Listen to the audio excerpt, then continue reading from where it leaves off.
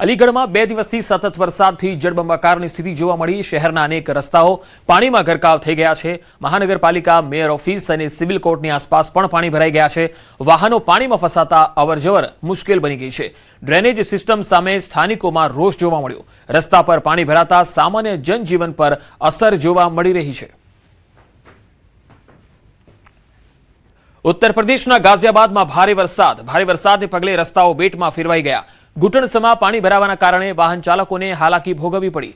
ભારે વરસાદની ચેતવણી વચ્ચે શાળાઓ બંધ છે। વાહનોમાં પાણી ઘૂસી જતા ધક્કા મારવાની નોબત આવી। મુશળધાર વરસાદથી જનજીવન અસ્તવ્યસ્ત થઈ ગયું છે। દુકાનોમાં પાણી ભરાવાથી વેપારીઓને નુકસાન થયું છે। गाजियाबाद में लगातार झमाझम बारिश हो रही है और बारिश के चलते आप तस्वीरें देख सकते हैं कि जो कॉलोनियाँ हैं वो जलमग्न हो रही है। और ये देखिए सामने की जो तस्वीरें, दुकानों में भी पानी, बाइक बंद हो गई, किस तरह से बाइक भी बंद हो रही है। वही अगर हालात बात करें तो झमाझम लगातार बारिश हो रही है। बारिश के चलते चारों तरफ कॉलोनियाँ हो, सड़कें हो, सब जलमग्न हो गई है। और देखिए एक बार फिर से घनघोर बारिश हो रही है। बारिश के चलते चारों तरफ आपको पानी ही पानी नजर आ रहा होगा। कहीं ना कहीं से यातायात प्रभावित होगा। वहीं ड्रेनेज व्यवस्था है उसमें कहीं ना कहीं और बोलती है। जिस तरह અમરેલી જિલ્લા પર વરુણદેવ મહેરબાન થયા। ભરપૂર વરસાદના કારણે જળાશયો, તળાવ, ચેકડેમ છલોછલ ભરાઈ ગયા છે। લાઠી નજીકથી પસાર થતી ગાગડીયો નદીના અદ્ભુત આકાશી દ્રશ્યો સામે આવ્યા। ગાગડીયો નદી પર સરકાર દ્વારા જળ સંચયની કામગીરી પણ કરવામાં આવી હતી। ગાગડીયો નદીમાંથી વહી જતા પાણીનો હવે સંગ્રહ થઈ રહ્યો છે। આ જળ સંગ્રહથી મોટા વિસ્તારમાં જમીની તળ ઊંચા આવશે।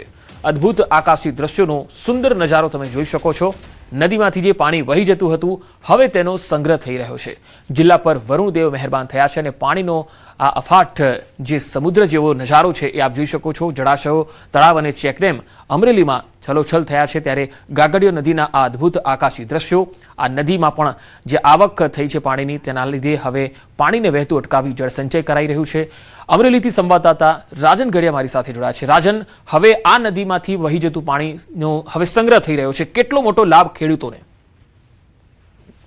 પંકજ, જે રીતે સરકાર દ્વારા જળ સંચયની કામગીરી કરવામાં આવી તેનું આ ફળ હોય તે પ્રકારના દ્રશ્યો છે। કારણ કે વર્ષો પહેલા જે ગાગડીયો નદી વહેતી હતી તેનું તમામ પાણી છે વહી જતું હતું, અમરેલી જિલ્લાના લોકો માટે નકામું સાબિત થતું હતું। પરંતુ હવે જે જળ સંચયની કામગીરી થઈ છે તેના કારણે જે આપ દ્રશ્યો જોઈ રહ્યા છો કે બહુ મોટા વિપુલ પ્રમાણમાં મોટો જથ્થો પાણીનો એક સંગ્રહ થયો છે, જેના કારણે આ વિસ્તારના લોકોને ખૂબ મોટો ફાયદો થવાનો છે।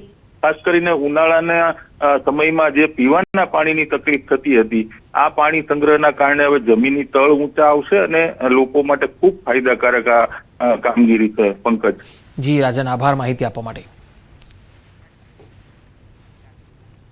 સુરતમાં ખાડીપુરના પાણી ઓસર્યા બાદ હવે લોકોમાં ભારે આક્રોશ છે। એક તરફ પૂરના પાણી ઓસર્યા બાદ સહાયનું વિતરણ થઈ રહ્યું છે। દિગ્ગજ નેતાઓ અને ઉચ્ચ અધિકારીઓ સ્થળની મુલાકાતે પહોંચી રહ્યા છે। કેશડોલ સહિતની સહાયનું વિતરણ થઈ રહ્યું છે। ત્યારે બીજી તરફ અલગ જ દ્રશ્યો પણ દેખાયા। પાંડેસરાના વોર્ડ નંબર 28માં મુલાકાતે પહોંચેલા ઉધનાના ધારાસભ્ય મનુ પટેલનો સ્થાનિકોએ ઉગ્ર વિરોધ કર્યો। ખાસ કરીને મહિલાઓએ ધારાસભ્યને ઘેરી લીધા અને પોતાની આપવીતી કહી। સતત 3 દિવસ સુધી રહેણાંક વિસ્તારોમાં પૂરના પાણી ભરાયેલા રહ્યા। આ દરમિયાન હજારો પરિવારોને ખાવા પીવા, દવા અને શુદ્ધ પાણી માટે ભારે સંઘર્ષ કરવો પડ્યો। લોકોના ઘરોમાં ફર્નિચર, અનાજ અને ઇલેક્ટ્રોનિક સામાનને મોટું નુકસાન થયું। સ્થાનિકોનો આરોપ છે કે પૂર સમયે તંત્ર દ્વારા કોઈ સમયસર રાહત કે બચાવ કામગીરી મળી નહોતી। વહીવટી તંત્રની લાપરવાહીને કારણે લોકોની મુશ્કેલીઓ બમણી થઈ ગઈ। આ ઉગ્ર વિરોધનો વિડીયો સોશિયલ મીડિયા પર ખૂબ જ વાયરલ થઈ રહ્યો છે। હવે પૂરના પાણી ભરાવાની કાયમી સમસ્યાનો ઉકેલ લાવવા અને અસરગ્રસ્તોને તાત્કાલિક વળતર આપવાની માંગ ઉઠી રહી છે। વધુ માહિતી મેળવીએ સંવાદદાતા સુરતથી કીર્તેશ પટેલ જોડાયા છે। કીર્તેશ, જ્યારે ધારાસભ્ય આવ્યા લોકોએ પોતાનો રોષ તો ઠાલવ્યો, પણ ધારાસભ્યનો જવાબ શું હતો? બિલકુલ, સુરતમાં ખાડીપુરને લઈને લોકો ત્રાહિમામ પોકારી ચૂક્યા છે। છેલ્લા કેટલાક વર્ષોથી સુરતમાં સિઝનમાં 2 થી 3 વખત ખાડીપુર આવે છે, ત્યારે તાજેતરમાં જ આવેલા ખાડીપુરના પાણી 3 દિવસ રહ્યા હતા। લોકોના ઘરોમાં પાણી ભરાયા, લોકોની દુકાનમાં પાણી ભરાયા હતા, જેને લઈને લોકોને લાખો નહીં પણ કરોડો રૂપિયાના નુકસાનની ભીતિ સેવાઈ રહી છે। ત્યારે પાંડેસરાના વોર્ડ નંબર 28માં ધારાસભ્ય પહોંચ્યા હતા મનુ પટેલ અને લોકોનો આક્રોશ ફૂટી નીકળ્યો હતો। કહી શકાય કે આ તો એક જ વિસ્તારનો વિડીયો સોશિયલ મીડિયામાં વાયરલ થયો છે, પણ સુરતના કોઈ પણ વિસ્તારમાં જ્યાં પાણી ભરાય છે ત્યાં ધારાસભ્ય, કોર્પોરેટર જાય છે, ત્યાં તમામ જગ્યા પર તેમનો વિરોધ થાય છે. ડેમેજ કંટ્રોલ કરવા ડેપ્યુટી સીએમ પણ ગઈકાલે પર્વત પાટિયા વિસ્તારમાં નીકળ્યા હતા, કારણ કે પર્વત પાટિયા વિસ્તારમાં લોકોનો આક્રોશ ગઈકાલે ન્યૂઝ 18 ગુજરાતીએ બતાવ્યો હતો. ડેમેજ કંટ્રોલ કરવા માટે ડેપ્યુટી સીએમ હર્ષ સંઘવી પણ પહોંચ્યા હતા. ત્યાં આગળ તેમને પણ લોકોના રોષનો સામનો કરવો પડ્યો છે. એટલે કે સુરતમાં સત્તાધીશો જ્યાં જાય છે ત્યાં તેમને રોષનો સામનો કરવો પડે છે, કારણ કે ખાડીપુરની સમસ્યા સુરતના લોકો માટે માથાનો દુખાવો બન્યો છે. સિઝનમાં 3 વખત ખાડીપુર આવે છે અને લોકોના ઘર છે, લોકોની દુકાન છે, તેમાં રહેલો સામાનને મોટું નુકસાન થાય છે. કરોડો રૂપિયા ખર્ચો કરવા છતાં પણ ખાડીપુરની સમસ્યાથી છુટકારો નથી મળતો. ત્યારે ગઈકાલે ગુજરાતના સીએમ ભૂપેન્દ્ર પટેલ આવ્યા છે. તેમને તાત્કાલિક ખાડી નો જે રેલ આવે છે તેને હટાવવા માટે 500 કરોડની જાહેરાત કરી છે અને ખાડીપુર નિવારવા માટે બીજા 1500 કરોડ આપવાની પણ વાત કરી છે. ત્યારે જોવાનું એ રહ્યું કે કયા પ્રકારે ખાડીપુરથી લોકોને રાહત મળશે. જો કે લોકોનો ગુસ્સો જે રીતે ફૂટી નીકળ્યો હતો, જેને લઈને મનુ પટેલે ઘણી બધી વાતો કરી હતી કે અમારી સરકાર છે, અમે આ પ્રશ્ન સોલ્વ કરવાનો વાત કરીશું. લોકોનો આક્રોશ એટલા માટે હતો કે સ્થાનિક સ્વરાજની ચૂંટણી પહેલા આ જ સત્તાધીશો આ જ વિસ્તારમાં જ્યારે મત માંગવા ગયા હતા ત્યારે લોકોને વાયદો કર્યો હતો કે આ વર્ષે અમે ખાડીનું ડ્રેજિંગ કરી રહ્યા છે, ખાડીની સફાઈ કરી રહ્યા છે, જેને લઈને અત્યાર સુધી ખાડીપુર આવતા હતા તે આ વર્ષે નહીં આવે. આ જ વાયદા તેમને મોંઘા પડ્યા છે અને ખાડીપુર દર વર્ષે આવે તેના કરતા વધુ અને બમણું પાણી આવ્યું છે, જેને લઈને લોકોનો આક્રોશ ફૂટી નીકળ્યો હતો. કારણ કે અત્યાર સુધી તો પાણી આવતા હતા તો ઘરોમાં 1 કે 2 ફૂટ હતા, પણ આ વર્ષે 5 અને 7 ફૂટ પાણી આવતા લોકોએ પાણી આવતા જે સામાન ઉપર ચડાવ્યો હતો તે સામાન પણ બગડી ગયો છે, જેને લઈને લોકોનો આક્રોશ ફૂટી નીકળ્યો અને આક્રોશનો ભોગ નગરસેવકોથી લઈ ધારાસભ્ય તમામે લોકોનો સામનો કરવો પડી રહ્યો. જી કીર્તિશ, આભાર માહિતી આપવા માટે. સુરતમાં મૃત્યુનો આંકડો 41 પર પહોંચી ગયો છે. પૂરમાં તણાઈ ગયેલા વધુ લોકોની લાશ મળી આવતા અરેરાટી વ્યાપી ગઈ.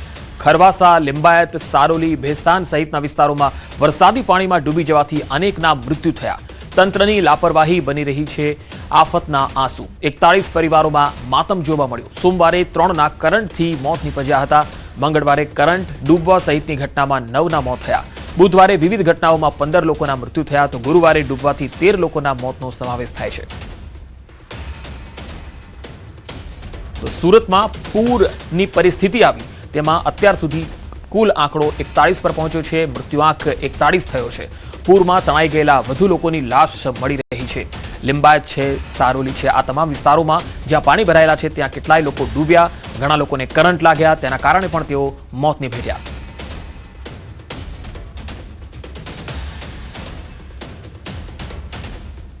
સુરતમાં અતિભારે વરસાદ અને જળ સંકટના કારણે ઘરવિહોણા બનેલા પરિવારોને રાહત પહોંચાડવા રાજ્ય સરકાર અને સુરત પોલીસ દ્વારા માનવતાભર્યું પગલું ભરવામાં આવ્યું. નાયબ મુખ્યમંત્રીની સંવેદનશીલ અપીલને અનુસરી ડિંડોલી વિસ્તારમાં આવેલા આશ્રયગૃહમાં રહેતા અસરગ્રસ્ત નાગરિકોને નવા કપડાનું વિતરણ કરવામાં આવ્યું. નાયબ મુખ્યમંત્રી જ્યારે ડિંડોલી વિસ્તારમાં અસરગ્રસ્તોની મુલાકાતે પહોંચ્યા ત્યારે તેમણે આશ્રયગૃહમાં રહેતા લોકોને જરૂરી કપડાં ઉપલબ્ધ કરાવવા માટે સૂચન કર્યા. આ સૂચનને સુરત પોલીસે તાત્કાલિક અમલમાં મૂકતા દરેક અસરગ્રસ્ત વ્યક્તિને 2 જોડી નવા કપડાં આપવામાં આવ્યા. આ રાહત કામગીરીથી ઘરવિહોણા બનેલા પરિવારોમાં ખુશીનો માહોલ જોવા મળ્યો. કપડાં પ્રાપ્ત કર્યા બાદ લાભાર્થીઓએ રાજ્ય સરકાર, નાયબ મુખ્યમંત્રી અને સુરત પોલીસનો આભાર વ્યક્ત કર્યો. ડિંડોલી પોલીસની આ માનવતાભરી કામગીરીને સ્થાનિક લોકો દ્વારા પણ સરાહના મળી રહી છે.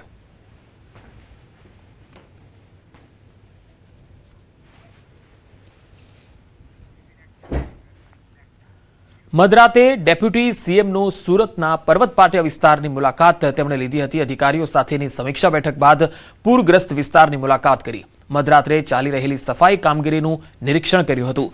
પાણી ઉતરેલા વિસ્તારોમાં તાત્કાલિક સફાઈ પૂરી કરવા સૂચનાઓ આપી.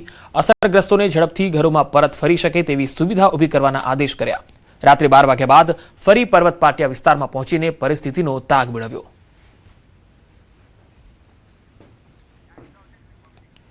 સુરતમાં ડેપ્યુટી સીએમ હર્ષ સંઘવીએ સરપ્રાઇઝ ચેકિંગ કર્યું. રાતના 12 વાગ્યા પછી તેઓ બીજી વખત નિરીક્ષણ કરવા પહોંચ્યા.